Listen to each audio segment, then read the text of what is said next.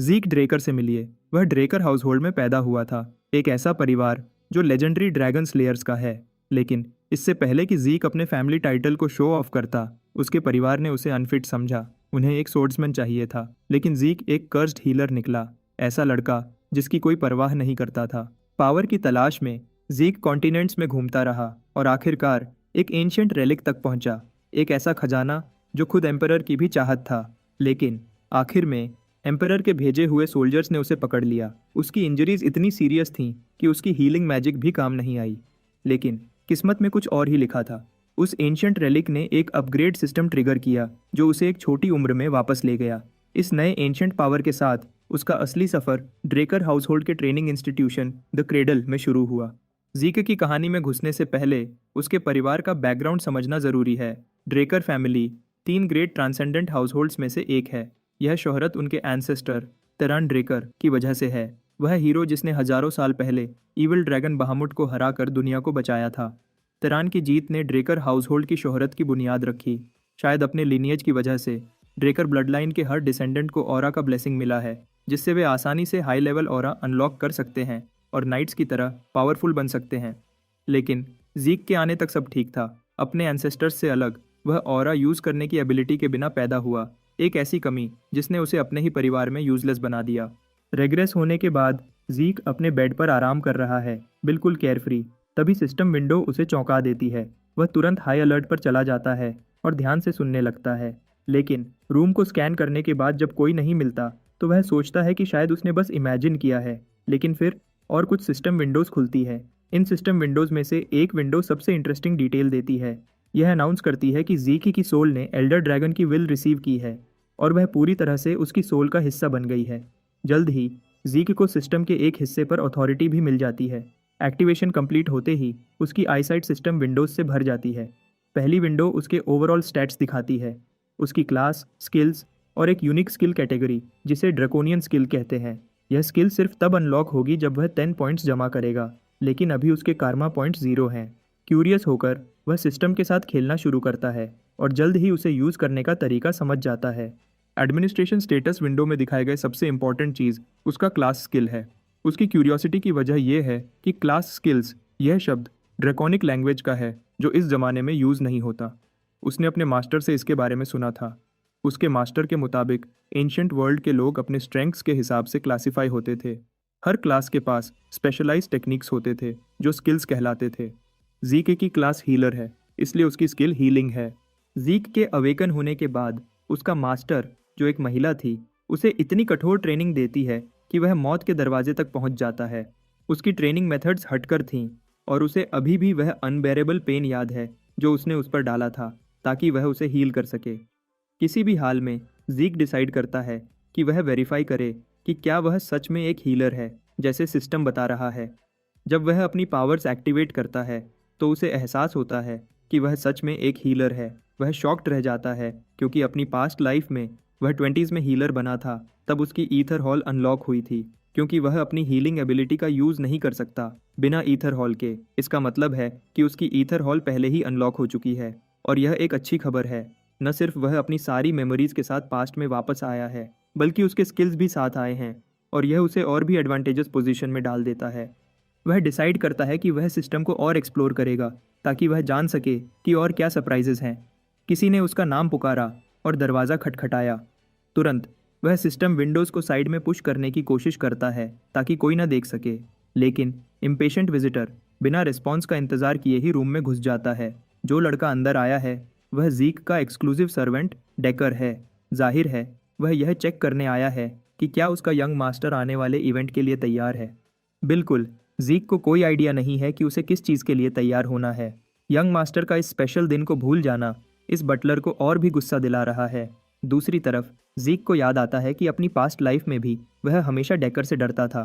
चाहे उसका दिमाग 32 साल के इंसान का है, लेकिन उसका सबकॉन्शियस इस बॉडी में भरी हुई डर को नहीं हटा सकता। तभी एक क्लास स्किल एक्टिवेट होती है, कंपोज्ड माइंड। तुरंत ज़ीक का कांपना और उसके चेहरे का डर बिल्कुल गायब हो जाता है। कंपोज्ड माइंड एक ऐसी स्किल है जो यूज़र के मेंटल स्टेट को हर हाल में काम और कंपोज्ड रखती है, चाहे सिचुएशन कुछ भी हो। ज़ीक को यह काफ़ी आसान लगता है क्योंकि यह खुद ही एक्टिवेट हो सकती है। इसी बीच बटलर अपने आप को रिपीट कर रहा है, अपने यंग मास्टर को आने वाले इवेंट की इम्पोर्टेंस याद दिलाने की कोशिश कर रहा है, लेकिन जीक तुरंत रिस्पॉन्ड नहीं करता। बटलर के बहुत इंसिस्ट करने के बाद जीक आखिरकार ध्यान देने लगता है और एडमिट करता है कि उसे याद है। उसे क्लियरली याद है कि इवैल्यूएशन टेस्ट, जो पैंक्रेशन के नाम से जाना जाता है, क्या होता है। पैंक्रेशन को समझने के लिए थोड़ा कॉन्टेक्स्ट की ज़रूरत है। सब एक ट्रेनिंग सिस्टम से गुजरते हैं जिसे द क्रेडल कहते हैं। यह ट्रेनिंग 7 साल की उम्र से शुरू होती है और 5 साल तक चलती है। हर साल इंस्ट्रक्टर्स आने वाले हर स्टूडेंट की इवैल्यूएशन करते हैं, सोर्ड्समैनशिप और कॉम्बैट के थ्रू। स्पेसिफिकली पैंक्रेशन एक नो होल्ड्स बार्ड कॉम्बैट है जिसमें कोई रूल्स नहीं होते। ओपोनेंट्स टिपिकली इंस्ट्रक्टर्स के द्वारा चूज़ किए जाते हैं, लेकिन कभी कभी स्टूडेंट्स अपने एडवर्सरीज खुद चूज़ कर सकते हैं अगर दोनों पार्टीज अग्री करें। क्योंकि कोई रूल्स नहीं होते, इंजरीज कॉमन होते हैं और कभी कभी स्टूडेंट्स जिंदा भी नहीं बचते। लेकिन क्योंकि यह कंपटीशन डिसाइड करता है कि स्टूडेंट्स एकेडमी में किस क्लास में प्लेस होंगे, बच्चों को अपनी पूरी स्ट्रेंथ से लड़ना पड़ता है। पैंक्रेशन का दिन आखिरकार आ जाता है और स्टूडेंट्स एम्फी थिएटर में इकट्ठे होते हैं। सबके बीच में इंस्ट्रक्टर खड़ा होता है और सबको याद दिलाता है कि आज पैंक्रेशन का दिन है। यह उनके इवैल्यूएशन का फाइनल पार्ट है।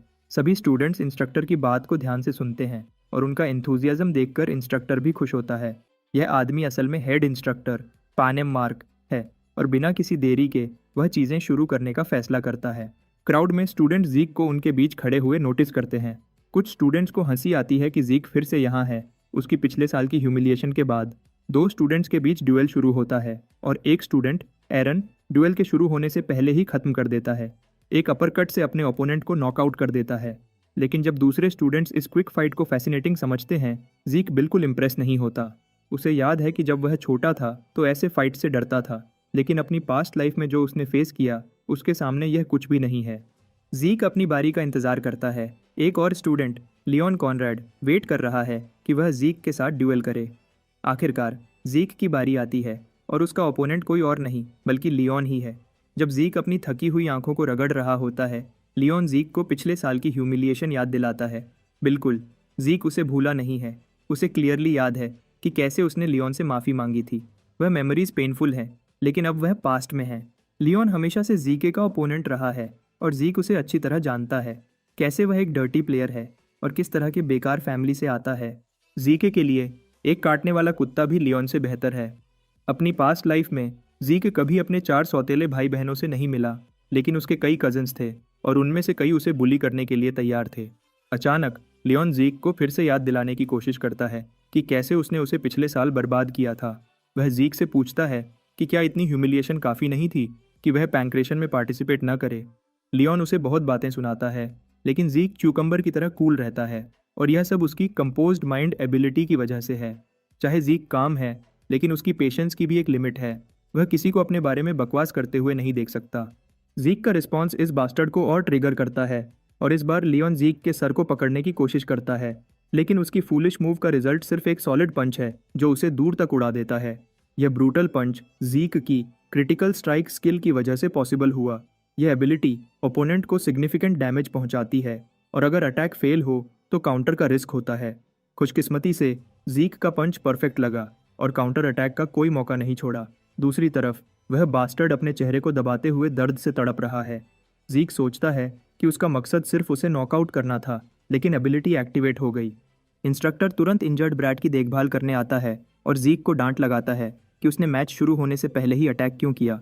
लेकिन जीक सोचता है कि जब वह ऑलरेडी अरीना में खड़े हैं तो किसी के कमांड का इंतज़ार क्यों करें। पहले स्ट्राइक करने वाले को एडवांटेज मिलता है, इसलिए उसने यह मौका हाथ से जाने नहीं दिया। यह कहते वक्त उसकी किलर इंटेंट इतनी है कि इंस्ट्रक्टर भी कांपने लगता है।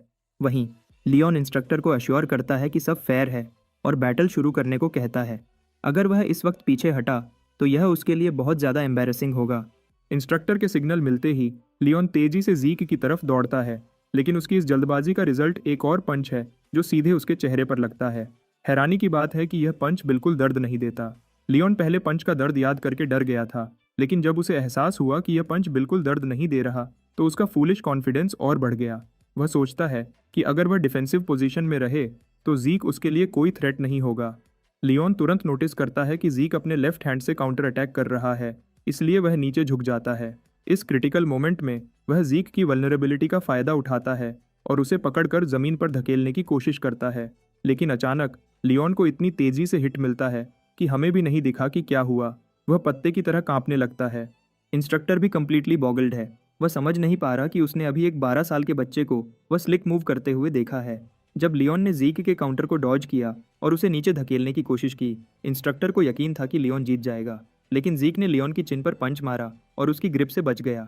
लियोन की गलती है कि उसने अपना गार्ड नीचे कर लिया, या सोचकर कि उसने जीक को पकड़ लिया है। लेकिन जीक क्यूकम्बर की तरह कूल रहता है। इस एग्जैक्ट और इफेक्टिव डैमेज के लिए जो कॉन्सेंट्रेशन और प्रिसीजन चाहिए, वह एक फीट है। इंस्ट्रक्टर सोच रहा है कि क्या यह सच में वही जीक ड्रेकर है जिसे वह जानता था। दूसरी तरफ वह ब्रैटी बास्टर्ड उस ब्रूटल पंच के बाद बिल्कुल बिखर गया है। उसका दिमाग स्क्रैम्बल्ड है और रिएक्ट करने से पहले ही उसे एक और ब्लो मिलता है जो उसे ट्रिप कर देता है। लेकिन वह जल्दी से स्टेडी हो जाता है और अपने पंच से रिटेलिएट करता है। इस क्रिटिकल मोमेंट पर जीक की एक और क्लास स्किल ऑटोमेटिकली एक्टिवेट होती है, हाइटेंड सेंस। यह स्किल थोड़ी देर के लिए उसकी परसेप्शन को बढ़ा देती है। इस स्किल की मदद से जीक पंच को 960 फ्रेम्स पर सेकंड में स्लो मो में देख सकता है, जिससे उसे डॉज करना आसान हो जाता है। पंच के गुजरने के बाद जीक लियोन की आर्म को पकड़ता है और उसे ज़मीन पर गिरा देता है। अटैक इतना पावरफुल होता है कि ज़मीन के नीचे का हिस्सा भी टूट जाता है। एक और स्किल एक्टिवेट होती है, प्रिसाइज स्टैब, जो जीक को लियोन के वीक पॉइंट्स को टारगेट करने में मदद करती है ताकि क्रिटिकल डैमेज हो सके। लियोन को ज़मीन पर पिन करने के बाद जीक पंच करने के लिए तैयार हो जाता है। बेचारा लियोन उसे रुकने की भीख मांगता है, लेकिन जीक फिर भी पंच मारता है जो सीधे उसके चेहरे पर लगता है। इस बेरहमी से इंस्ट्रक्टर के साथ साथ देखने वाले लोग भी सरप्राइज हो जाते हैं। फाइनल हिट बहुत सेटिस्फाइंग लगता है और इस छोटे से बैटल के बाद जीके को एक सुकून का एहसास होता है। वह खुश है कि इस शो के बाद उसके दूसरे कजिन्स भी उसे परेशान करने से पहले 2 बार सोचेंगे। लेकिन अगर वह कुछ भी करने की हिम्मत करेंगे तो जीक उन्हें हमेशा के लिए चुप करवा देगा। लेकिन लगता है कि यह सब इन बास्टर्ड्स में डर पैदा करने के लिए काफ़ी नहीं था। एक बेवकूफ़ जेकेन जीक को चैलेंज करता है और उसे अपना पैंक्रेशन ओपोनेंट चूज़ करता है। जीक को कोई फ़र्क नहीं पड़ता। उसे लगता है कि अगर जेकेन अकेला आएगा तो वह बोर हो जाएगा। इसलिए वह जेकेन को सुझाव देता है कि वह कुछ और स्टूडेंट्स को साथ ले आए ताकि चीज़ें और इंटरेस्टिंग हो जाएं। जीक एक और स्टूडेंट लियम स्टोन को कॉल करता है और सजेस्ट करता है कि वह जेकेन के साथ आए। जाहिर है लियम सिर्फ जेकेन का चमचा है। यह सजेशन जेकेन के लिए एक मुंह पर थप्पड़ जैसा है। यह आइडिया कि उसे जीक जैसे वीक से लड़ने के लिए किसी की मदद की ज़रूरत है, वह बर्दाश्त नहीं कर सकता। लेकिन जीक उसके बटन्स पुश करता रहता है, जो इस ट्रैश को और गुस्सा दिला देता है। जेकेन अब जीके की कुत्ताई करने का वेट कर रहा है। जब दोनों कंटेस्टेंट्स अरीना में खड़े होते हैं, इंस्ट्रक्टर इस बार जीक को वार्न करता है कि कमांड से पहले मूव न करे। लेकिन लगता है कि जेकेन अपने सर्वेंट को साथ ले आया है, जो जीक को और खुश कर देता है। आखिरकार जीक की पास्ट लाइफ में लियम एक एक्सेप्शनल फाइटर की रेपुटेशन रखता था और उसने मर्सिनरी किंग का टाइटल भी हासिल किया था। जेकेन का सर्वेंट होने के नाते लियम क्रेडल एकेडमी में शामिल हुआ था, लेकिन एक दूर का रिश्तेदार होने की वजह से उसकी एजुकेशन को नज़रअंदाज किया गया। उसने हायर एजुकेशन के लिए एकेडमी में एडमिशन लेने की पूरी कोशिश की, लेकिन आखिरकार एक छोटे से नेशन बरान के नाइट ऑर्डर में शामिल हो गया। जब बैरन आखिरकार गिरा तो लियम एक मर्सनरी बन गया। उस कठिन समय में स्ट्रॉन्ग लोग अपने साथ फॉलोअर्स को अट्रैक्ट करते थे। अपने लंबे कार्यकाल के साथ लियम एक रेड नाइट के रूप में प्रोमिनेंस तक पहुंचा और आखिरकार स्टोन मर्सनरीज की बुनियाद रखी। उसने 3 सबसे बड़े मर्सनरी ग्रुप्स को यूनाइट किया और मर्सनरी किंग का टाइटल हासिल किया। जब एम्पायर ने स्टोन मर्सनरीज को हायर किया तो लियम कॉन्टिनेंटल वॉर्स में शामिल हुआ, जहां जीक और नॉर्दर्नर्स ने उसे एक पावरफुल एनिमी के रूप में सामना किया।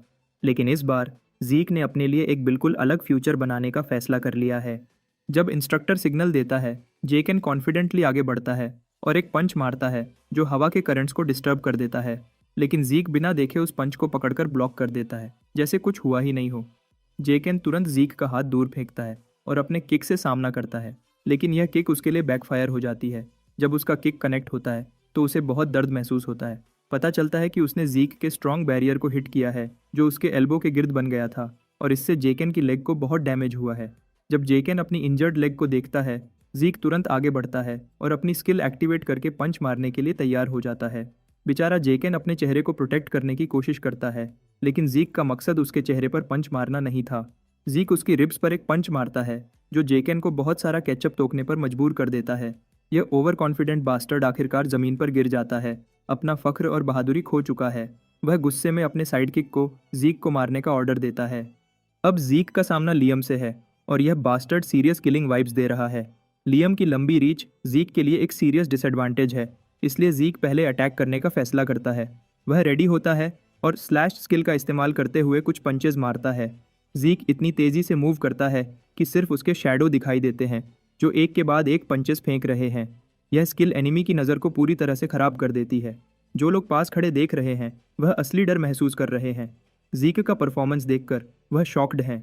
जीक जानता है कि वह क्यूरियस और कंफ्यूज्ड है, क्योंकि उन्होंने ऐसा कुछ पहले कभी नहीं देखा है। जिस सोसाइटी में सब स्वॉर्ड से लड़ते हैं, एक फाइटर की फिस्ट फाइटिंग टेक्निक देखना एक रेयर बात है, चाहे यह एबिलिटी कितनी ही कमाल की हो। लेकिन यह जीक के बॉडी पर भी बहुत बोझ डालती है। लेकिन सबसे बड़ा चैलेंज लियम का मॉन्स्टरस फिजिक है। वह कोई काउंटर अटैक्स या डॉजेस नहीं कर रहा, बल्कि बस अपने गार्ड के साथ सब कुछ सह रहा है। जीक को पता है कि वह सही डैमेज नहीं कर पा रहा, इसलिए वह एक फाइनल पावरफुल स्ट्राइक की तैयारी करता है, जो लियम के गार्ड को तोड़ने के लिए काफ़ी होगा। लेकिन जब जीक स्ट्राइक करता है, लियम बिना किसी मुश्किल के उस अटैक की दिशा चेंज करके अटैक डॉज कर लेता है। जीक और भी गुस्से में आ जाता है, क्योंकि लियम ने तो ब्लिंक तक नहीं किया, जैसे कुछ हुआ ही नहीं हो। अगले ही पल लियम मौका पकड़ता है और जीक को हवा में उठाकर ज़मीन पर पटकने की तैयारी करता है। लेकिन जीक ऐसा नहीं होने देता। वह तुरंत लियम के सर पर स्ट्राइक करता है। उसकी class skill heightened sense activate हो जाती है और इस एडवांटेज का इस्तेमाल करके वह लियम को डेडली नेक होल्ड में लॉक कर लेता है, जिससे लियम की ऑक्सीजन सप्लाई कट हो जाती है। चाहे लियम का बॉडी कितना भी स्ट्रांग हो, ऑक्सीजन के बिना उसका दिमाग पावरलेस हो जाता है। लेकिन लगता है कि जीक ने खुद को ओवर एस्टिमेट कर लिया। लियम हार नहीं मानता और इसका सामना करता है और एक के बाद एक पावरफुल ब्लोज मारता है। एक के बाद एक पंचेस की वजह से जीक ब्लड तोकने पर मजबूर हो जाता है। लेकिन आखिरकार लियम की बॉडी साथ छोड़ने लगती है। उसकी स्ट्रेंथ कम हो जाती है और वह ऑक्सीजन की कमी से बेहोश हो जाता है। लोग बैटल को देखकर हैरान रह जाते हैं, लेकिन उनमें से एक पर्टिकुलर स्टूडेंट है जो परेशान होने की बजाय एक्साइटेड महसूस कर रहे हैं और जीक से लड़ने का इंतजार नहीं कर पा रहा। पैंक्रेशन का दिन खत्म होने के बाद जीक अपने क्वार्टर्स में वापस आता है, जहां उसका सर्वेंट उसका हाल पूछता है। उसने सुना है कि जीक मैचेस में बहुत जख्मी हो गया था।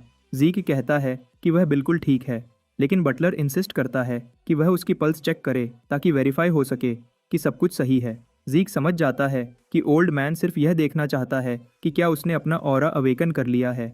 आखिरकार जीक अपना हाथ सर्वेंट की तरफ बढ़ाता है, जो तुरंत ब्लू एनर्जी को उसके हाथ से जीक में भेज देता है। यह ब्लू एनर्जी देखकर जीक रुककर सोचता है कि क्या उसका सर्वेंट सच में एक ब्लू नाइट है। ऐसा इसलिए क्योंकि जब किसी का ऑरा चेक किया जाता है तो लोग आमतौर पर डांटियन चेक करते हैं। ऑरा को किसी और की बॉडी में डालना अपने आप में मुश्किल है, लेकिन इस ओल्ड मैन का इतना प्रिसाइज कंट्रोल होना बताता है कि वह एक ब्लू नाइट है। जाहिर है सभी नाइट्स एक जैसे नहीं होते। उन्हें उनकी मार्शल प्रावेस टेक्निक्स और ऑरा मैनिपुलेशन प्रोफिशिएंसी के हिसाब से क्लासिफाई किया जाता है। वाइट सोर्ड्समैन नोविस लेवल है और ब्लेसिंग से पहले सभी बच्चे वाइट सोर्ड्समैन होते हैं।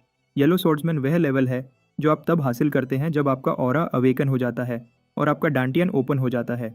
क्रेडल के सभी ट्रेनीज ब्लेसिंग के बाद येलो सोर्ड्समैन बन जाते हैं। जब आप ऑरा को फ्रीली कंट्रोल करना सीख जाते हैं तो आप नाइट का टाइटल हासिल करते हैं। पर्पल नाइट लेवल वह है जब आप अपने सोर्ड को ऑरा से रीइंफोर्स कर सकते हैं, जबकि ब्लू नाइट लेवल वह है जब आप खुद ऑरा ब्लेड बना सकते हैं। इससे आगे वे लोग अपनी लिमिट्स से आगे बढ़ चुके हैं। वे रेड नाइट कहलाते हैं, जैसे मर्सनरी किंग लियम और जीक ने अपनी रिग्रेशन से पहले हासिल किया था। फिर ब्लैक नाइट है, लेकिन पूरे कॉन्टिनेंट में सिर्फ कुछ ही ऐसे मॉन्स्टर्स होते हैं। इस सब के बावजूद जीक सोचता है कि उसका सर्वेंट, जो क्लियरली कमांडर बनने लायक है, कैसे उसका बेबी सिटर बन गया। लेकिन जीक को पूरा यकीन है कि यह आदमी उसकी ईथर का पता नहीं लगा सकता, जो सिर्फ दुनिया के 2 लोग ही यूज़ कर सकते हैं। आखिरकार ओल्ड मैन अपनी एग्जामिनेशन खत्म करता है और एक फर्म टोन में अपने यंग मास्टर से पूछता है कि क्या वह कुछ छुपा रहा है। जीक कूल बने रहता है और ऐसा दिखाता है कि वह कुछ नहीं जानता और बटलर से पूछता है, क्या तुम कुछ जानते हो? बटलर रिपोर्ट करता है कि जीक का रिक्वेस्ट किया हुआ ट्रेनिंग रूम पहले ही तैयार है। जीक इस बात से खुश होकर ओल्ड मैन को आराम करने के लिए भेज देता है। जब जीक अकेला चलता है तो उसे एक डर है कि शायद बटलर को उस पर नज़र रखने के लिए भेजा गया है। इससे बचने के लिए वह फैसला करता है कि बटलर को अपने पास ही रखेगा, ताकि वह उस ओल्ड मैन को मैनिपुलेट कर सके और ज़रूरी इन्फॉर्मेशन निकाल सके। जीक को अभी यह भी समझना है कि किसने बटलर को उस पर नज़र रखने का ऑर्डर दिया है। उसे पता है कि उसकी माँ की तरफ से कोई ऐसा नहीं करेगा, इसलिए यह काम सिर्फ उसके सौतेले भाई बहनों का हो सकता है। जब जीक पर्सनल ट्रेनिंग रूम में एंटर होता है तो वह वहाँ की लग्जरी देखकर दंग रह जाता है। यह उस घर की शान को और भी बढ़ा देता है। ट्रेनिंग शुरू करने से पहले वह सिस्टम को चेक करने का फैसला करता है। सिस्टम पैनल उसके सामने आता है और वह देखता है कि उसकी स्लैश स्किल प्रोफिशिएंसी 10% तक पहुंच चुकी है। उसे समझ नहीं आता कि यह कैसे हुआ, लेकिन वह अंदाज़ा लगाता है कि शायद स्किल्स को बार बार यूज़ करने से वे लेवल अप हो जाती है। स्लैश स्किल नेचुरली एक्टिवेट होती है उसके एक्शंस के हिसाब से, और उसे कुछ खास करने की ज़रूरत नहीं है।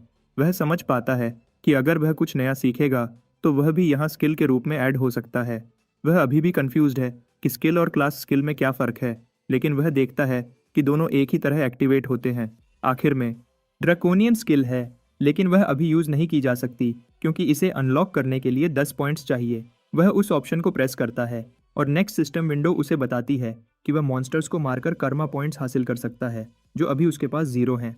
मॉन्स्टर्स की बात करें तो ज़ीक सोचता है कि डंजन्स में बहुत सारे मॉन्स्टर्स होते हैं, लेकिन उन तक पहुंचने के लिए उसे कम से कम पर्पल नाइट लेवल करना होगा। अभी के लिए उसे यह बात समझ नहीं आ रही कि वह पास्ट में कैसे वापस आया और यह सिस्टम क्या है, और यह भी कि स्किल्स और क्लास स्किल्स में क्या फ़र्क है। उसकी सिक्स्थ सेंस कहती है कि शायद यह सब उस एंशिएंट रेलिक से जुड़ा है, लेकिन वह पक्का नहीं है क्योंकि उसके पास इतनी इन्फॉर्मेशन नहीं है कि सब कुछ जोड़ सके। जो भी हो, वह अपनी सोर्ड उठाता है और फैसला करता है कि वह अपनी पूरी स्ट्रेंथ का इस्तेमाल करेगा ताकि और स्ट्रांग बन सके, चाहे वह सिस्टम हो या ड्रेकर लीनिएज। इस दुनिया में 2 पावर्स जानी जाती हैं, एक नाइट्स का ऑरा और दूसरा मेजेस का माना। नाइट्स अपनी ऑरा को डांटियन में रीइंफोर्स करते हैं, जबकि मेजेस अपनी माना को सर्कल्स के थ्रू रिफाइन करते हैं। ये दोनों पावर्स अलग हैं, मतलब अगर किसी ने एक पावर अवेकन कर ली तो वह दूसरी नहीं कर सकता।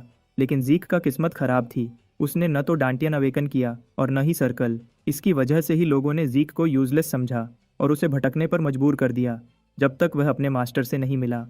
अपने वैगाबॉन्ड डेज में उसके मास्टर ने उसे बहुत कुछ सिखाया, लेकिन सबसे वैल्यूएबल लेसन था हीलिंग का आर्ट और ईथर हॉल। ईथर हॉल एक यूनिक टेक्निक है जो उसके मास्टर ने डेवलप की थी। इस टेक्निक से ज़ीक ने नेचर की एनर्जी ईथर को हार्नेस करना सीखा। आज तक वह और उसका मास्टर ही सिर्फ इस दुनिया के 2 ईथर यूजर्स हैं। सिर्फ 2 घंटे की ट्रेनिंग के बाद ज़ीक को लगता है कि वह बेहोश होने वाला है, लेकिन उसकी क्लास स्किल हीलिंग एक्टिवेट हो जाती है और साथ ही एक और क्लास स्किल विगर रिकवरी भी। हीलिंग एक बहुत रेयर स्किल है जो ज़ीक को अपने मास्टर से मिलने से पहले नहीं पता थी। अगर कोई उसे यह स्किल यूज़ करते हुए देखे तो उसे IR रेगुलर का लेबल लगा देंगे। इसीलिए उसने लियम से लड़ते समय यह स्किल यूज़ नहीं की और रूम में वापस आने के बाद ही खुद को हील किया। जब उसका बॉडी पूरी तरह रिकवर हो जाता है तो वह प्रैक्टिस जारी रखता है। वह जानता है कि वह एक पल भी जाया नहीं कर सकता। सुबह तक ज़ीक बिल्कुल थका हुआ लगता है, पूरी रात बिना रुके ट्रेनिंग करने के बाद। पूरा हॉल उसकी मेहनत का सबूत है, जहाँ फ्लोर पर बहने और सोड के गहरे निशान हैं। कुछ समय बाद 1 हफ्ता गुजर जाता है और हम खुद को क्रेडल कैफेटेरिया में पाते हैं। वहाँ ज़ीक कुछ स्टूडेंट्स को अपने बारे में बात करते हुए सुनता है। वह सोचते हैं कि वह बिल्कुल अलग इंसान बन गया है क्योंकि वह एक बॉर्न लूज़र है। वह सोचते हैं कि शायद ज़ीक ने ब्लैक मैजिक में हाथ डाला है। दूसरी तरफ एक प्राइवेट लाउंज में सभी बिग शॉट स्टूडेंट्स डिनर कर रहे हैं। सबसे पहले रैना है जो स्टेक खा रही है, फिर ओवेन जिमन्स है जो काम और कंपोज्ड है, और उनके सामने लियोन बैठा है जिसने मार खाई है और बिल्कुल हारा हुआ लग रहा है। ओवेन उसे कहता है कि वह सही से खाए क्योंकि उसे सोर्ट्समैनशिप ड्यूएल के लिए एनर्जी की ज़रूरत होगी, लेकिन लियोन किसी भी वजह के बिना इरिटेट हो जाता है और टेबल पर इतना ज़ोर से हाथ मारता है कि उसका जूसी स्टेक ज़मीन पर गिर जाता है। इस टेबल स्लैम की वजह से रैना का स्टेक भी प्लेट से उड़कर गिर जाता है, जिससे वह बिल्कुल गुस्से में आ जाती है। रैना का गुस्सा अब आखिरकार लियोन को थोड़ा ठंडा कर देता है। जाहिर है ये चारों स्टूडेंट्स ज़ीक से नफरत करते हैं, इसलिए ये कोई हैरानी की बात नहीं है कि वे एक साथ हैं। लेकिन चाहे वे एक ही ग्रुप में हैं, उनके बीच इतना अच्छा तालमेल नहीं है। ज़ीक के लिए नफरत उन्हें एक साथ जोड़ रही है। ओवेन मानता है कि ज़ीक पैंक्रेशन में बहुत ब्रेव और इम्प्रेसिव था, लेकिन वह पक्का है कि सोर्ड्समैनशिप में ज़ीक हार जाएगा। जहाँ तक उसे पता है, ज़ीक को सोर्ड पकड़ना भी सही से नहीं आता, इसलिए वह किसी के लिए भी कोई खतरा नहीं है। उनमें से एक स्टूडेंट यह भी कहता है कि ज़ीक इतना कमज़ोर है कि उसे एक रिक्वेस्ट पर एक सोर्ड बनवाना पड़ा क्योंकि आम सोर्ड्स उसके लिए बहुत भारी थे। फिर भी लियोन के लिए यह समझना मुश्किल है कि वह कैसे उस नाली के कीड़े से हार गया। वह लगता है कि ज़ीक पैंक्रेशन में सिर्फ लक की वजह से जीता है, लेकिन लगता है कि रैना उनकी बात से सहमत नहीं है। अगर वे लोग सच में यह बकवास मानते हैं तो उनमें से किसी को भी ड्रेकर हाउसहोल्ड का नाइट बनने का हक तो नहीं है। यह कहकर वह रूम से बाहर निकल जाती है। डुएल के दिन से पहले कुछ चीज़ें जानना समझना ज़रूरी है। पैनक्रेशन से अलग सोर्ड ड्यूअल्स में रियल सोर्ड्स का इस्तेमाल होता है, जो क्रेडल में सबसे ज़्यादा इंसिडेंट्स का कारण बनती है। यह वह जगह है जहाँ कैडेट्स के स्किल्स का फ़र्क बिल्कुल साफ दिखाई देता है। फाइनल एग्जाम्स के 1 महीने बाद ब्लेसिंग राइट शुरू होगा, वह इवेंट जहाँ ड्रेकर अपनी ऑरा अवेकन करते हैं।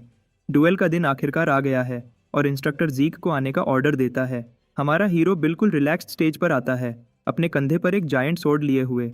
यह सोर्ड उससे भी बड़ी है। सभी इसे देखकर हंसते हैं, सोचते हैं कि जीक को लगता है कि बड़ा सोर्ड एकटा बेहतर है और इससे उसे कुछ फ़ायदा होगा। दूसरी तरफ से रेना आती है, जो बिल्कुल गुस्से में लग रही है और जीक को चैलेंज करती है। हमारा हीरो इस चैलेंज को एक्सेप्ट करने के लिए बिल्कुल तैयार है और वह बिना किसी देरी के हाँ कर देता है। रेना को यह बात बिल्कुल पसंद नहीं आती कि जीक इतनी आसानी से एक क्लेमोर उठा रहा है। अब जब वह उसे फेस टू फेस देख रही है तो उसे एहसास हो रहा है कि यह वही जीक नहीं है जिसे वह जानती थी। वह जीक जो सोर्ड सही से पकड़ भी नहीं पाता था। अब उसका प्रेजेंस इतना गहरा है कि राइना नर्वस महसूस करने लगती है, लेकिन वह जल्दी ही खुद को संभाल लेती है। उसे खुद पर गुस्सा आता है कि वह जीक से डरने का सोच भी कैसे सकती है। अब पीछे हटना कोई ऑप्शन नहीं है, खासकर जब राइना खुद चैलेंज किया है। दूसरी तरफ जीक भी नर्वस महसूस कर रहा है। वह जानता है कि उसकी आर्म टेक्निक्स इस ड्यूअल में काम नहीं आएंगी, क्योंकि लाइटनिंग नाइट रेना टेरोन के खिलाफ लड़ना कोई मजाक नहीं है। यह मौत को दावत देना है। रेना टेरोन, जिसे जीक की पास्ट लाइफ में सब लाइटनिंग नाइट के नाम से जानते थे। रेना ने कॉन्टिनेंटल वॉर्स में अपना नाम बनाया और नेक्स्ट जनरेशन के ड्रेकर में से एक सबसे महान के रूप में पहचानी जाने लगी। वह उन कुछ रेयर लोगों में से है जिन्होंने ब्लेसिंग राइट से पहले ही अपनी ऑरा अवेकन कर ली थी। जीक को याद है कि रेना ने अपनी ऑरा कुछ साल पहले अवेकन की थी, लेकिन क्रेडल में उसने इसका इस्तेमाल नहीं किया क्योंकि वह अपने फंडामेंटल्स को इम्प्रूव करने पर फोकस कर रही थी। ड्यूअल शुरू होने का सिग्नल मिलते ही दोनों कंटेस्टेंट्स अपनी सोर्ड्स क्लैश कर देते हैं। पहली क्लैश के बाद रेना पीछे हटकर फिर से उस पर अटैक करती है। एक स्ट्राइक से वह जीक को पीछे धकेल देती है। सिर्फ इन 2 स्ट्राइक्स से ही जीक यह समझ जाता है कि राइना उसकी एक्सपेक्टेशंस से भी बेहतर है। रेना फिर से उस पर अटैक करती है, अपनी सोर्ड को जितनी तेजी से स्विंग कर सकती है कर रही है और एरिया को स्पार्क्स से रोशन कर देती है। बैकग्राउंड में उसके दोस्त घबराए हुए हैं, उसे एक ही स्ट्राइक में जीक को खत्म करने के लिए कह रहे हैं, लेकिन उनमें से एक वाइजर स्टूडेंट इन इडियट्स को याद दिलाता है कि रेना जीक के साथ खेल नहीं रही, यह जीक है जो उसे पीछे धकेल रहा है। रेना की नज़र से वह जीक के अटैक में गलतियां साफ देख रही है, लेकिन हर बार जब वह उनका फ़ायदा उठाकर अटैक करने की कोशिश करती है, उसकी सोर्ड जीक की सोर्ड से ब्लॉक हो जाती है, जैसे वो जानबूझकर उसे यह गलतियां दिखाकर उसके साथ खेल रहा हो। और भी गुस्से की बात यह है कि जब वह एक अटैक ब्लॉक करता है तो वह जानबूझकर एक और गलती छोड़ देता है ताकि रेना उस पर स्ट्राइक करे। ऐसा लगता है कि यह ड्यूएल जीतने के लिए नहीं है, बल्कि रेना को सिखाने के लिए है। कुछ अटैक्स के बाद रेना आखिरकार पीछे हट जाती है, बिल्कुल थकी हुई। वह अपनी सांस लेने के लिए थोड़ा टाइम चाहती है, लेकिन जीक के चेहरे पर एक बूंद भी पसीना या थकान नहीं है। असल में वह बोर्ड लग रहा है, उसे रेना का परफॉर्मेंस इतनी इंप्रेसिव नहीं लग रही। रेना बिल्कुल ईमानदारी से लड़ रही है, बिना किसी ऑरा के इस्तेमाल के। लेकिन यह कोई हैरानी की बात नहीं है, क्योंकि वह सबको अपने वीक समझती है। अब जब वे लड़ रहे हैं, जीक फैसला करता है कि वह उसकी मदद करे और उसे इस स्पर्धा से बाहर निकाले। वह जानबूझकर एक लो स्टांस लेता है, जैसे वह एक ही मूव में गैप क्लोज करने वाला है। रेना अपनी स्पीड पर कॉन्फिडेंट है और इस पर ज़्यादा ध्यान नहीं देती, लेकिन एक पल में जीक गैप क्लोज कर लेता है और उसके सामने आ जाता है। रेना को रिएक्ट करने का मौका भी नहीं देता। वह अपनी सोर्ड इतनी जोर से स्विंग करता है कि उसकी जायंट ब्लेड की फोर्स से ज़मीन क्रैक हो जाती है। दूसरी तरफ रेना श्योर है कि जब तक उनके बीच डिस्टेंस है, वह उसके मूव्स पर रिएक्ट कर सकती है। जीक अपनी सोर्ड हवा में स्विंग करता है, लेकिन उसका मकसद उसे हिट करना नहीं था, बल्कि उसकी स्विंग की फोर्स से उड़ने वाले पत्थर रेना के चेहरे पर लगते हैं, जिससे उसकी नाक इंजर हो जाती है। अगले ही पल जीक अपनी भारी सोर्ड लेकर उस पर अटैक करता है। जब रेना देखती है कि वह शाइनी ब्लेड उसकी गर्दन से कुछ ही सेंटीमीटर्स दूर है, तो उसे लगता है कि अब उसका खेल खत्म। लेकिन हैरानी की बात है कि जीक की सोर्ड अचानक हवा में उड़ जाती है और कुछ फीट दूर गिरती है। इसके साथ ही क्राउड जीक को लूजर घोषित कर देता है और राइना को ऑरा के बिना जीतने की बधाई देता है। लेकिन इंस्ट्रक्टर को पता है कि यह सच नहीं है। वह इतना घबरा जाता है जैसे उसे पता चला हो कि उसके एक से ज़्यादा बाप हैं। कैडेट्स ने यह नोटिस नहीं किया था कि जब जीक का अटैक रेना के करीब आया तो उसने बहुत ही कम ऑरा का इस्तेमाल किया, इतना कम कि मुश्किल से ही नोटिस हो पाया। यह बात कि जीक ने उसे उसकी ऑरा यूज़ करने पर मजबूर कर दिया, जबकि उसने एकेडमी में दाखिल होने तक ऑरा न इस्तेमाल करने का वादा किया था, बिल्कुल चौंका देने वाली बात है। जब राइना वहीं खड़ी होती है, उसके चेहरे पर निराशा साफ दिखाई देती है। उसे अपने वादे को तोड़ने का अफसोस है। तभी जीक अपनी मुट्ठी बनाकर उस पर अटैक करता है और उसके गले पर स्ट्राइक करता है, उसे याद दिलाता है कि यह अभी खत्म नहीं हुआ है। राइना घुटनों के बल गिर जाती है और उसके मुंह से केचप बहने लगता है। कैफेटेरिया में बैठने वाले दोस्तों में से एक बुजदिल इसे देखकर बिल्कुल गुस्से में आ जाता है, क्योंकि यह तो सोर्ड ड्यूअल था और वह जीक के इस घटिया अटैक को बर्दाश्त नहीं कर सकते। सभी लोग जीक की तरफ उंगलियां उठाते हैं, उसे शेमलेस कहकर बदनाम कर रहे हैं। लेकिन जीक बिल्कुल भी परेशान नहीं है। वह कामली रैना से पूछता है कि क्या वह जारी रखना चाहती है। रैना दूसरी तरफ मानती है कि वह अभी तक नहीं हारी है और सोचती है कि जीक ने सिर्फ इसलिए स्ट्राइक किया क्योंकि उसका फाइट पर ध्यान नहीं था। लेकिन जब वह इसके बारे में सोचती है तो उसे एहसास होता है कि अगर जीक के हाथ में नाइफ होता तो वह अभी तक मर चुकी होती। इस वजह से वह ईमानदारी से हार मान लेती है। जब क्राउड, जो कुछ देर पहले तक जीक का मजाक उड़ा रहा था, यह देखता है तो शॉक में चला जाता है। जीक ड्रेकर, जिसे कुछ दिन पहले तक ह्यूमन स्कम का लेबल दिया गया था, अब फेमस हाउसेस के सबसे टैलेंटेड बच्चों में से एक है। यह बात कि रैना टून द लाइटनिंग नाइट हार गई सभी के लिए बिल्कुल विश्वास के काबिल नहीं है। सीन अब एबल्स कासल में शिफ्ट होता है, जहां एक घातक बैटल खत्म हो चुका है और जिसमें लहू का डेरा छोड़ा गया है। विलियम यह हॉरिफिक सीन देखता है और समझ नहीं पाता कि एबल कैसे शांति से चाय पी रहा है बिना किसी टेंशन के। एबल का ध्यान अब एक लेटर पर है जिसमें जीक ड्रेकर की रैना द प्रोडिजी के खिलाफ जीत का जिक्र है। वह उठकर पूछता है कि ब्लेसिंग राइट में कितना टाइम है, क्योंकि फुल मून तक काफ़ी टाइम है। एबल को लगता है कि ड्रेकर फैमिली को विजिट करना सही रहेगा। यह सुनकर विलियम शॉक्ड हो जाता है कि वह खुद जा रहा है, लेकिन इस सोर्ड मास्टर को जीक के अवेकनिंग के बारे में जानने की उत्सुकता हो रही है। जब जीक की जीत ने क्रेडल के बाकी सभी को हैरान कर दिया तो जीक ने अपनी अचीवमेंट पर ज़्यादा ध्यान नहीं दिया और बस अपनी ट्रेनिंग में वापस लग गया। जीत का जश्न मनाने से इनकार कर दिया। एक महीना गुजर गया और आखिरकार ब्लेसिंग राइट का दिन आ गया। जीक अभी भी समझ नहीं पा रहा है कि वह अपनी ओरिजिनल लाइफ में कैसे एक रेड नाइट बन गया, खासकर जब उसके पास इतना खराब बॉडी था। ट्रेनिंग खत्म करने के बाद वह स्टेटस विंडो ओपन करने का कमांड देता है। उसकी मास्टरी स्किल, जैसे उसने सोचा था, एक्सपर्ट लेवल पर है। मास्टरी स्किल होने की एक्सपर्ट लेवल पर होने की वजह से वह कोई भी स्किल जल्दी सीख सकता है। इसी वजह से उसके कई स्किल्स रैंक डी और ई में हैं। उसने अपनी स्विफ्ट स्टेप्स स्किल की मास्टरी भी इंप्रूव कर ली है, वही स्किल जो उसने रैना के खिलाफ इस्तेमाल की थी। अपने शार्प सेंसेस की वजह से वह जान जाता है कि बटलर उसे देख रहा है। डेकर अपने मास्टर को बताता है कि वे लोग 2 घंटे में इवेंट के लिए निकलने वाले हैं। जीक सोचता है कि अब तैयार होने का टाइम आ गया है। जीक ने मेन एस्टेट में काफ़ी टाइम से विजिट नहीं किया है।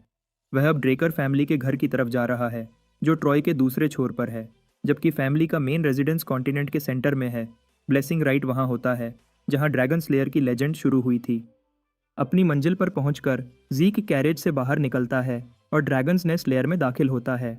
अंदर जाते ही जीक देखता है यहाँ सभी लोग वीआईपीज हैं जिन्हें सारा कॉन्टिनेंट जानता है। जीक को पता है कि कुछ लोग यहाँ सिर्फ उसे ऑब्जर्व करने के लिए भेजे गए हैं। यह सब जानने के बाद भी जीक को लगता है कि सब कुछ अच्छा ही होगा, लेकिन तभी उसे एक आदमी दिखाई देता है जिसे देखकर उसका खून खौलने लगता है। वह आदमी और कोई नहीं बल्कि एबल है, जो किसी से हाथ मिला रहा है और कह रहा है कि उसे इस इवेंट में आने का कोई इंटरेस्ट नहीं था। वह सिर्फ एक इंसान के लिए आया है और वह इंसान है उसका सबसे छोटा भाई। यह आदमी एबल ड्रेकर फैमिली का सेकंड सन है, जिसे द लायन ब्लेड का निकनेम दिया गया है, लेकिन उसका एक और मशहूर नाम है द बुचरिंग नाइट। जीक अपने एल्डर ब्रदर का सामना करते समय अलर्ट रहता है क्योंकि उसके पास इस सिचुएशन में ज़्यादा ऑप्शंस नहीं हैं। अपनी प्रीवियस लाइफ में सेकंड सन ने कभी भी जीक को ब्लेसिंग राइट में ऑब्जर्व नहीं किया था। इसका मतलब है कि जीक के एक्शंस ने फ्यूचर को बदल दिया है। गुस्से में अपनी मुट्ठी बांधकर जीक सोचता है वह अपनी सेकंड लाइफ वेस्ट नहीं करेगा। जल्द ही ब्लेसिंग राइट शुरू हो जाता है। एरन को पहले वॉरियर के रूप में बाहर आने को कहा जाता है। वह अपना हाथ एक मिस्टिकल पूल में डालता है जिससे उसका हाथ ब्लू एसेंस से भर जाता है। यह समझाया जाता है कि हर ब्लेसिंग राइट रिचुअल में ड्रेकर ब्लडलाइन का हर मेंबर अपना सील्ड ऑरा अवेकन करता है, वह भी तब जब वह क्रेडल से ग्रेजुएट होने वाले होते हैं। यह 12 साल की उम्र में होता है और एरन अभी इसका पहला उदाहरण बन चुका है। जहां आम नाइट्स जो 20 साल की उम्र के बाद ऑरा अवेकन करते हैं, यह प्रोसेस ड्रेकर फैमिली के लिए 12 साल की उम्र में शुरू हो जाता है। कुछ लोगों में जब वे ऑरा अवेकन करते हैं, वे ऑरा के साथ ड्रैगन स्लेयर का एक खास स्किल भी अवेकन कर सकते हैं जिसे माना इनहिबिशन कहते हैं। इंटरेस्टिंग बात यह है कि माना लैंप्स हार्शली रिएक्ट कर रहे हैं और रेड स्पार्क्स निकल रहे हैं। जो लोग माना इनहिबिशन हासिल करते हैं वे रेड और ब्लैक नाइट्स के बराबर स्ट्रॉन्ग बन सकते हैं। इसे प्योर ब्लड अवेकनिंग कहते हैं। माना इनहिबिशन ट्रेट की वजह से कैंडिडेट्स को फैमिली के बनाए हुए स्पेशल ग्लव्स पहनने पड़ते हैं, वरना वे एक रेगुलर लाइफ एंजॉय नहीं कर सकते। रैना, जो पहले ही अवेकनिंग प्रोसेस से गुजर चुकी है, ये स्पेशल ग्लव्स पहनती है। जब कोई प्योर ब्लड होने का साबित कर देता है तो उसे ड्रेकर नाम दिया जाता है और उसे मनी सपोर्ट और बहुत सारे बेनिफिट्स दिए जाते हैं। लोग बड़बड़ाने लगते हैं जब आखिरकार वह कैंडिडेट स्टेज पर आता है जिसका सबको इंतजार था। सभी सोचते हैं कि इस बच्चे का अवेकनिंग रैना से भी बेहतर होगा, जब ज़ीक स्टैचू के सामने खड़ा होता है तो हैरान होता है कि कैसे वह अपनी पिछली लाइफ में पहले ही एक बार यह सब कुछ कर चुका है। पिछली बार का एक्सपीरियंस उसके लिए दर्दनाक था, लेकिन ब्लेसिंग राइट ही था जिसने उसे क्रेडल में आगे बढ़ने में मदद की थी। यह वह दिन था जब उसे सबके सामने शर्मिंदा होना पड़ा, लेकिन अब चीज़ें बदल गई हैं। उसके पास हील करने की एबिलिटी है, ईथर को मैनिपुलेट कर सकता है, और सबसे ऊपर वह अपनी एबिलिटीज़ से स्ट्रांग बन गया है। इसलिए वह ब्रॉन्ज स्टैचू से बहुत कुछ एक्सपेक्ट कर रहा है। जब वह अपना हाथ पूल में डालता है तो स्टैचू रिएक्ट करती है, वह हिलने लगती है और फिर अचानक रुक जाती है, जिससे सभी लोग शॉक्ड हो जाते हैं। यह ऐसा कुछ है जो पहले कभी किसी कैंडिडेट के साथ नहीं हुआ। यह देखकर एबल भी शॉक्ड रह जाता है। जब ज़ीक अपना हाथ बाहर निकालता है तो वह सोचता है कि उसने कुछ ज़्यादा ही एक्सपेक्ट किया था। इस बार भी कुछ अलग नहीं हुआ। एबल की वजह से ही उसने जल्दी में कंक्लूजन्स बना लिए थे और ओवर कॉन्फिडेंट हो गया था। बाकी लोग सिर्फ इस बात से शॉक्ड हैं कि जिस कैंडिडेट के अवेकनिंग का सबको इंतज़ार था वह ऑरा अवेकन नहीं कर पाया। वे उसका मजाक उड़ाते हैं कि वह डायरेक्ट डिसेंडेंट होने के बावजूद भी अवेकन नहीं कर सका। फिर वह सवाल उठाया जाता है कि कैसे उसने रईना को हरा दिया। अब सभी को लगता है कि शायद उसने कोई गंदा ट्रिक इस्तेमाल की होगी, लेकिन हमारे हीरो को किसी की परवाह नहीं है। वह बहुत स्ट्रांग बनने पर फोकस कर रहा है। सिस्टम एरर का एक्सपीरियंस करने के बाद माफ़ी के साथ हेलो कहता है। ज़ीक कंफ्यूज्ड लगता है जब सिस्टम उसे बताता है कि उसकी क्लास आइडेंटिफिकेशन में ज़रूरी इन्फॉर्मेशन मिसिंग है। मैसेज का यह हिस्सा उसका ध्यान खींच लेता है। सिस्टम उसे बताता है कि इनपुट कंप्लीट है और टर्मिनल ने यूज़र की टैलेंट को हीलर के रूप में आइडेंटिफाई किया है। इसके साथ ही वह एक रेयर क्लास अनलॉक कर लेता है। ज़ीक अपनी आंखों पर यकीन नहीं कर पाता जब स्टैचू रेड लाइट से चमकने लगती है, प्योर ब्लड की अवेकनिंग का इंडिकेशन। कोई भी यकीन नहीं कर पाता कि वह सीधे रेड नाइट के रूप में शुरू हो रहा है। सिस्टम कनेक्ट होकर ज़ीक की सोल में एंशिएंट ड्रैगन की ब्लेसिंग अनलॉक कर देती है। इस समय एबल खामोशी से अपने भाई को देख रहा है। ज़ीक के सारे अवेकन टैलेंट्स एक साथ मिलकर एक नई क्लास बनाते हैं, द इमॉर्टल। ज़ीक के लिए यह सब कुछ समझना मुश्किल है, खासकर जब वह यह नई यूनिक क्लास देखता है। उसके बॉडी को घेरने वाली गोल्ड लाइट की चमक लोगों का ध्यान खींच लेती है। वे श्योर हैं कि उन्होंने स्टैचू से रेड लाइट देखी है, लेकिन अब उनमें डाउट्स पैदा हो रहे हैं। ज़ीक को समझ आ गई है और सोचता है कि अभी उनके सामने बोलना बेकार है। वे सवाल उठाते हैं कि क्या स्टैचू खराब हो गया है, लेकिन फिर माना लैंप फिर भी क्यों रिएक्ट कर रहा है। वे यह मानना नहीं चाहते कि यह प्योर ब्लड की अवेकनिंग है। तभी एबल तालियां बजाने लगता है। लोगों का मजाक उड़ाते हुए कहता है कि वह नए प्योर ब्लड्स को कॉन्ग्रेचुलेट करने में फेल हो गए हैं। वह सोचता है कि यह मौका सेलिब्रेट करने का है, शक करने का नहीं। क्योंकि लोग एबल के सामने बोल नहीं सकते, इसलिए वे भी तालियां बजाने लगते हैं। एबल ज़ीक के लिए ग्लव्स तैयार करने का ऑर्डर देता है। ज़ीक ग्लव्स लेता है, लेकिन उसे यह ग्लव्स पसंद नहीं है। वह वहाँ से चला जाता है, जबकि एबल को लगता है कि ज़ीक खुश है। हमारे हीरो को गुस्सा आ रहा है कि उसे एबल की मदद मिली। ब्लेसिंग राइट खत्म हो जाता है और अब सेलिब्रेशन पार्टी है जिसमें सभी एंजॉय कर सकते हैं। लेकिन ज़ीक अपने सिग्मा मेल माइंडसेट पर है। वह पार्टी में जाने का कोई इरादा नहीं रखता। ज़ीक अचानक रुक जाता है जब एक आवाज़ उसका नाम लेती है। उसने सोचा नहीं था कि एबल अचानक आ टपकेगा। एबल जानना चाहता है कि यह बच्चा कहाँ जा रहा है और उसे एक हैंडशेक के साथ बधाई देता है। चाहे ज़ीक अपने बड़े भाई से नफरत करता है, लेकिन हैंडशेक से इनकार उसके लिए प्रॉब्लम खड़ी कर सकता है। इसलिए वह अच्छा दिखाने के लिए हाथ बढ़ाता है, लेकिन तभी उसे अपनी प्रीवियस लाइफ की एक बुरी याद आ जाती है। किसी वजह से ज़ीक अपना हाथ वापस खींच लेता है और एक शब्द भी बोलने से इनकार कर देता है। एबल अपनी ईविल नेचर का हिंट देता है और इस ऑकवर्ड सिचुएशन के लिए अपने छोटे भाई को दोष देता है। ज़ीक के ख्याल में वह एक ऐसे आदमी से हाथ नहीं मिला सकता जिसे वह सबसे ज़्यादा घटिया समझता है। एबल को ज़्यादा परवाह नहीं है।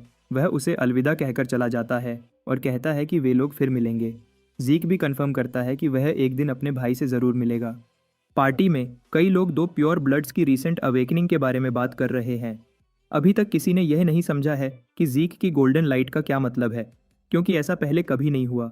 वे सोच रहे हैं कि ज़ीक कहाँ है, क्योंकि वह कहीं नज़र नहीं आ रहा। हम ज़ीक को देख पाते हैं, लेकिन वह एक अलग रूम में रिलैक्स कर रहा है। इस अजीब से इवेंट के बाद वह अभी भी समझ नहीं पा रहा है कि अवेकनिंग में क्या हुआ था। प्योर ब्लड अवेकनिंग्स की बात करें तो उनमें माना इनहिबिशन एक स्किल होती है जो बताती है कि ड्रेकर फैमिली ड्रैगन्स के खिलाफ है, जो माना का सोर्स माने जाते हैं। लेकिन ज़्यादातर सोल्जर्स को माना की ज़रूरत होती है और प्योर ब्लड्स को स्पेशल ग्लव्स पहनने पड़ते हैं। अगर ज़ीक प्योर ब्लड अवेकनर है तो ग्लव्स उतारते ही उसे प्रॉब्लम्स होनी चाहिए थी, लेकिन ग्लव्स उतारने के बाद भी वह ठीक है। यह देखकर वह स्टेटस विंडो ओपन करता है जो पहले से अलग है। माना इनहिबिशन की जगह उसके पास एक यूनिक स्किल है, माना रिफ्लेक्शन। क्यूरियस होकर ज़ीक इस स्किल के डिटेल्स पढ़ने लगता है। वह देखता है कि माना रिफ्लेक्शन एक डिस्टॉर्शन फील्ड बनाता है जो पास के माना को कैंसिल कर देता है। यह एक स्किल है जो माना लैंप्स पर रिएक्ट नहीं करता क्योंकि यह पैसिव नहीं है। ब्लेसिंग राइट से पहले वह एक रेयर क्लास हीलर था, लेकिन अब उसे यूनिक इमॉर्टल माना जा रहा है जो वह समझ नहीं पा रहा है। कन्फ्यूजन बढ़ जाती है जब सेरेमोनी के ग्रेजुएट्स में से सभी ब्लू ऑरा हासिल करते हैं जो आमतौर पर अवेकनिंग्स होते हैं। सिर्फ रेना ही एक्सेप्शन थी जिसे रेड प्योर ब्लड अवेकनिंग मिला था। हमारे हीरो के साथ भी यही हुआ, लेकिन आखिरकार उसकी अवेकनिंग गोल्ड में हो गई। सिस्टम ने उसे बताया था कि क्लासिफिकेशन के लिए महत्वपूर्ण इन्फॉर्मेशन मिसिंग है। जीक सोचता है कि क्या ब्रॉन्ज स्टैच्यू अवेकनिंग के समय उसकी स्किल्स को मेजर कर रहा था। जब सिस्टम ने स्टैच्यू को ज़रूरी इन्फॉर्मेशन दी तो स्टैच्यू ने स्ट्रांगली रिएक्ट